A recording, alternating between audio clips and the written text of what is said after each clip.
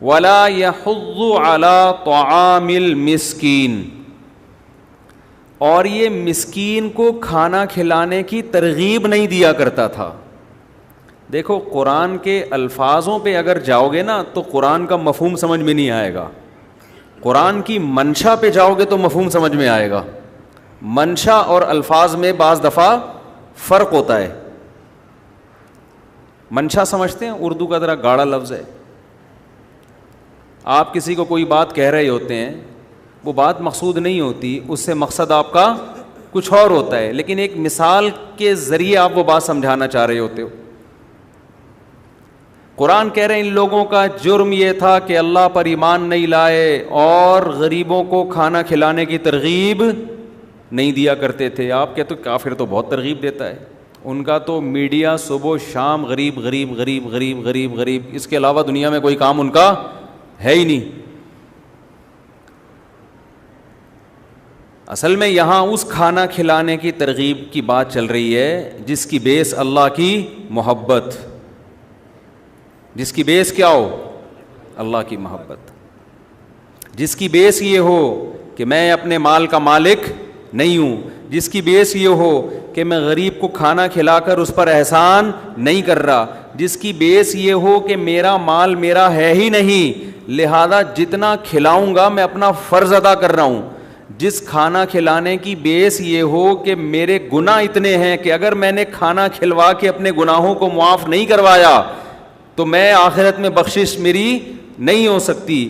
ان basis کی بیس پہ جو کھانا کھلایا جائے گا وہ کھانا اللہ کے ہاں مقبول ہے. اس کے علاوہ کسی بیس پہ آپ غریبوں کو کھانا کھلاتے ہو, وہ تو ایک انسانیت میں ہوتا ہے, کوئی کھلاتا ہے کوئی نہیں کھلاتا.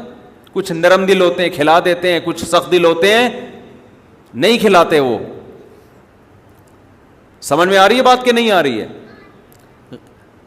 دوسری یہاں پر ایک اشکال ہوگا کہ اللہ یہ کہہ دیتے کہ یہ کھانا کھلاتا نہیں تھا, یہ کیوں کہہ دیا کھانا کھلانے کی ترغیب نہیں دیتا تھا؟ ترغیب دینا تو بڑا آسان ہے, کھلانا مشکل ہے نا. بھئی آپ کو پتہ چل گیا کہ بھئی جنت میں جانے کے لیے اللہ پہ ایمان لانا ضروری ہے اور غریبوں کو کھانا کھلانے کی ترغیب دینا ضروری ہے. یہی آیت سے ثابت ہو رہا ہے نا. جہنم سے بچنے کے لیے دو کام اللہ نے بتا دیے, ایک اللہ پہ ایمان لے آؤ اور دوسرا کیا, لوگوں کو غریبوں کو کھانا کھلانے کی ترغیب دے دو.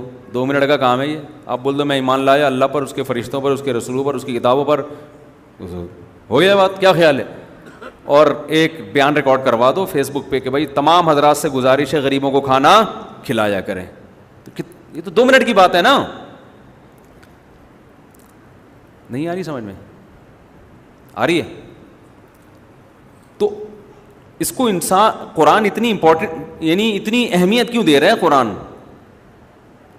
اصل میں یہاں بھی مطلب یہ ہے کہ غریبوں کو کھانا کھلانے کی ترغیب کا مطلب یہ ہے کہ اس کے دل میں غریبوں کا خیال اور ان کے پیٹ بھرنے کا جذبہ ہے. اس جذبے کی بیس پر یہ ترغیب دیتا ہے.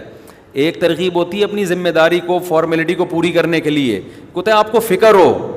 تو جس کو فکر ہوتی ہے نا وہ جب ترغیب دیتا ہے تو جتنی ترغیب دیتا ہے اس سے زیادہ خود کھلا رہا ہوتا ہے. نہیں آئی میرا خیال ہے بات سمجھ میں؟ اس کے دل میں غریبوں کی کسمہ پرسی اور ان کی غربت کو دیکھ کر ان کی حالت زار پہ رحم کھا کے ان کی ضرورتوں کو پورا کرنے کا اس کے دل میں جذبہ ہوتا ہے. اور جذبہ اس بیس پہ ہوتا ہے کہ اگر ان کی کسمہ پرسی میں نے نہیں کی اور کل قیامت کے دن انہوں نے میرا گریبان پکڑ لیا تو میرا بنے گا کیا. یہ جذبہ کافر میں بولو نہیں ہوتا. سمجھتے ہیں کہ نہیں سمجھتے؟ اس لیے اللہ کی نظر میں کافر ساری دنیا کے سارے غریبوں کو صبح شام دے کے کھلاتا رہے, اللہ کی نظر میں اس کے عمل کی کوئی ویلیو نہیں ہے, کوئی ویلیو نہیں ہے اس کی.